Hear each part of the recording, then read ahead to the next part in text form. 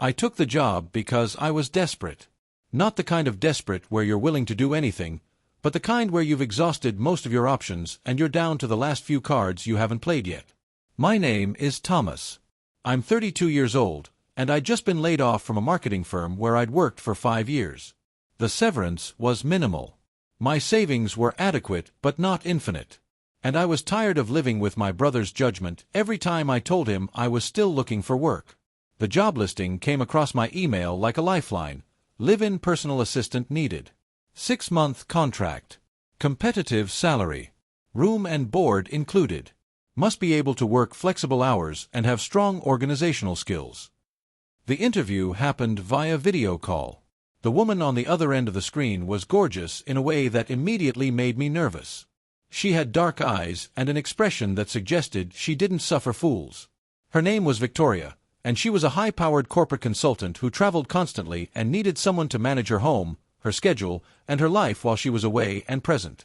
"This job isn't for everyone," she said during the interview, and there was something in her tone that suggested she was warning me rather than recruiting me.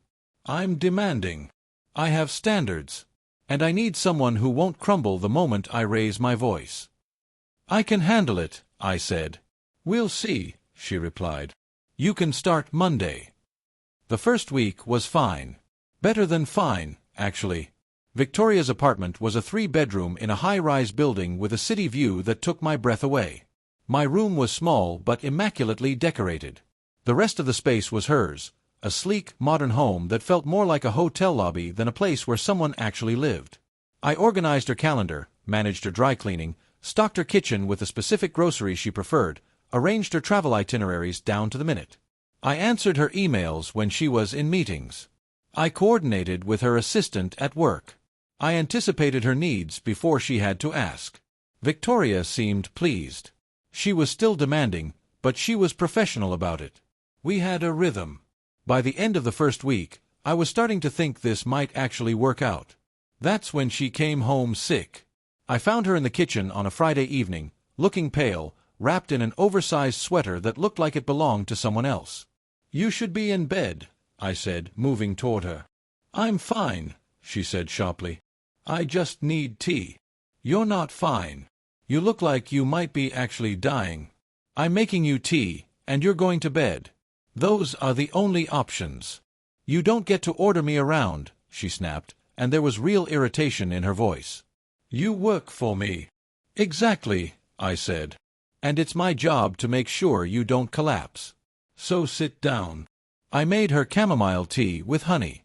I got her settled on the couch with blankets. I took her temperature, 101.2 degrees, and I told her I was calling her doctor. She protested. She said she didn't need a doctor. She said she was overreacting. She said I was being overbearing. I ignored her and made the call anyway. The doctor said it was a viral infection and told her to rest, hydrate, and monitor her fever. If it went above 102, she should go to the ER. For the next 3 days, I nursed her through the illness. I brought her soup. I changed her sheets when she sweated through them. I sat with her when the fever made her delirious and she couldn't sleep. I held the trash can when she got nauseous. It was intimate in a way that had nothing to do with romance and everything to do with care. On the 4th day, when her fever broke and she started to recover, Victoria called me into her room. She was sitting up in bed, looking weak but human again. Her eyes were clear for the first time in days.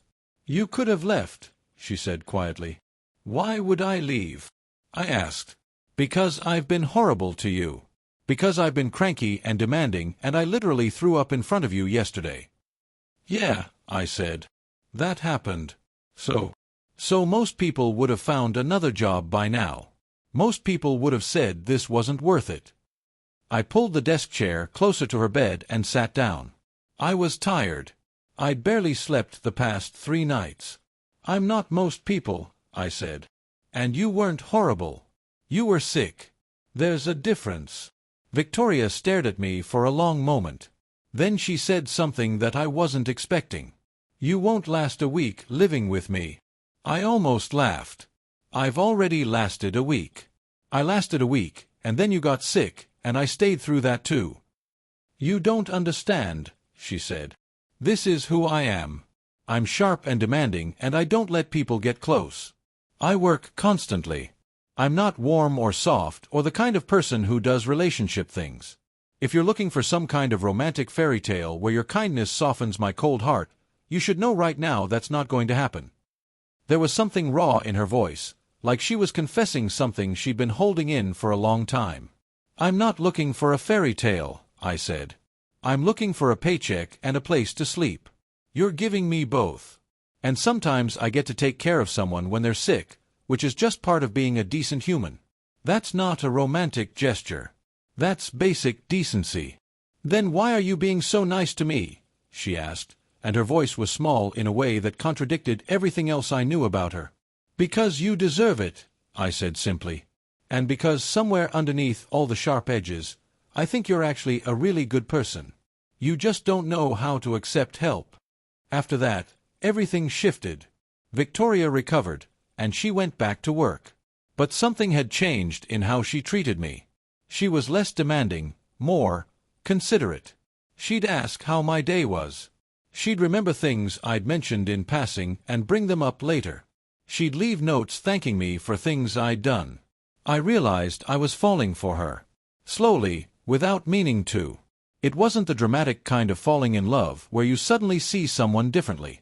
It was the quiet kind where you notice someone's laugh, where you remember how they take their coffee, where you find yourself wanting to make them smile. About 2 months into the job, Victoria invited me to a company event. A gala, technically. She said she needed someone to help her navigate the evening, keep her grounded, manage her coat and her drink and her social energy. "You want your employee at a corporate gala?" I asked skeptically. "I want you there," she corrected. "As my guest." Wearing a borrowed suit from my brother, I walked into that ballroom with Victoria in a stunning emerald dress, and I felt like I was stepping into a life that wasn't mine. Everyone wanted her attention. Everyone wanted her time. And she stayed close to me the entire evening. Toward the end of the night, we stood on a balcony overlooking the city. "I've been thinking about something," Victoria said, and her hand was touching my arm. "About what happens when the 6-month contract ends." My stomach tightened. I'd been trying not to think about that. The time was already halfway gone. "I've been thinking," she continued, "that I don't want to let you go. Not because I need a personal assistant. My company can hire someone. But because I need you. Just you." "Victoria," I started, but she held up her hand. "Let me finish.